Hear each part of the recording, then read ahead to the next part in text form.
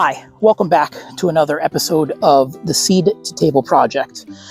Today, we're going to start basically the basis for almost all of our projects this season, and that's growing wheat. It's very easy, very convenient for us to go to the store and buy a loaf of bread off the shelf. It's also very easy to buy some flour if you're truly crafty and bake your own bread.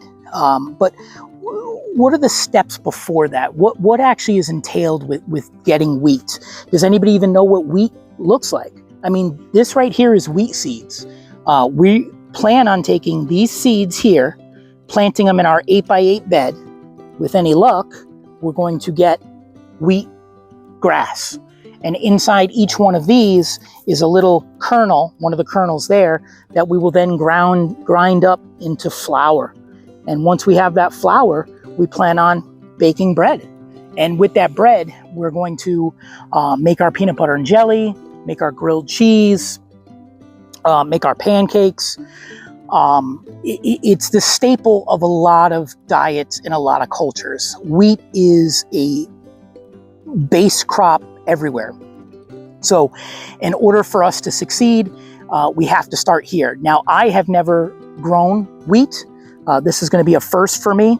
We're going to succeed or fail together. Well, I'm going to succeed or fail, but I hope you join me on this journey.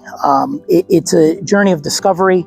It's to really find where our food comes from and what the actual time and cost is of growing that food.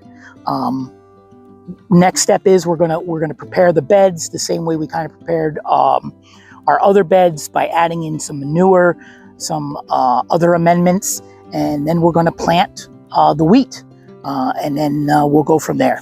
Thank you again for joining.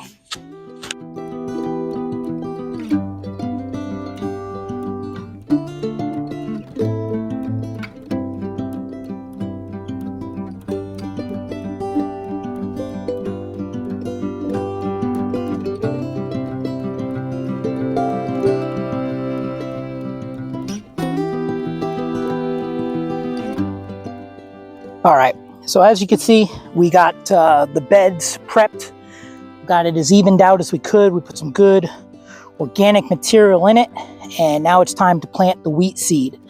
As I showed you before, this is the wheat that we're going to be planting. I actually made a little template. I got this idea when I was planting my garlic, so I figured carry it over to the wheat as well. I used something a little bit more durable than cardboard, some real thin 1/4-inch plywood that I had laying around. But this is my wheat seed template. It's going to give me 40 stalks per square foot. Just a good way to keep track of the measurement. What I'm going to do is I'm going to lay it down like this, try to get it nice and smooth, and just use a simple pencil. And I'm going to put a hole in each one,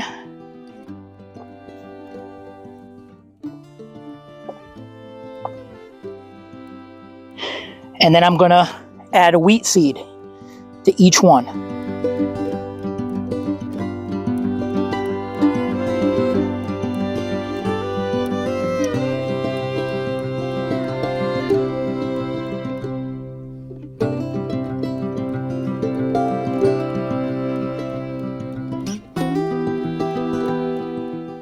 Actually, a little bit more difficult than it looks to make sure the wheat seed gets in there.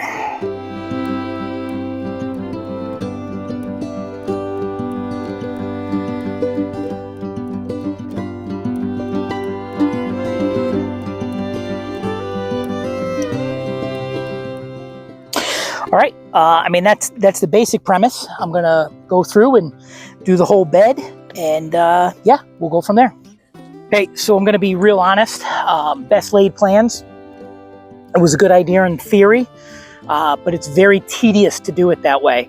So I kind of scrapped that, and I did the other technique, which is just to spread it around. Now I'm going to use my little garden weasel here and gently kind of work it into the soil. I don't want to move it around too much. The way I spread it out is pretty good, but I definitely need to get it kind of in the ground. Using the cutout that I did, like I said, in theory was a good idea, but in reality, it's, you know, you're basically taking an 8x8 section of your lawn and one grass seed per whatever. Yeah, that was pretty tedious. So live and learn. We're going to give this a shot, and yeah, we'll go from there.